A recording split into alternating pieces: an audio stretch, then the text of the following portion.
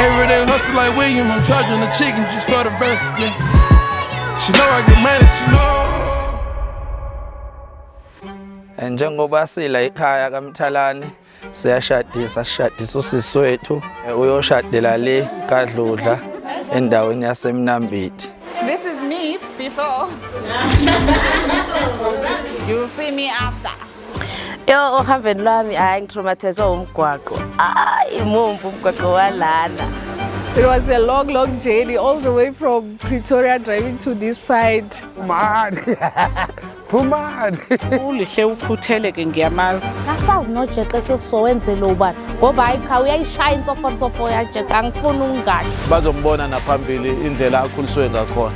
Siyashada namhlanje. Asibeni happy. Ake ngibongele umzala wami benosibani. Sekhiphi inkosazana sithi ayihambe. Ngicebisa umuntu oyi-hard worker and uyawuthanda kakhulu then umndeni. Sami ngifisela umshado omuhle kube kuhle sibonke. Usivulela indlela sisi wethu. Usazosithi liqo ngezikhomba. Nathi siyalandela 2020. Siyeza. Sisakhula naye lesithiya naye imbibi sithiya naye inyoni. Iropa.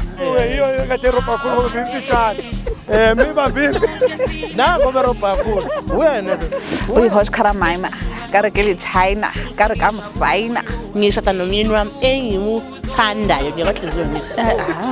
Ave ngishaya ke imoto ngiyabona ukuthi bangibonile lapho. Yasabe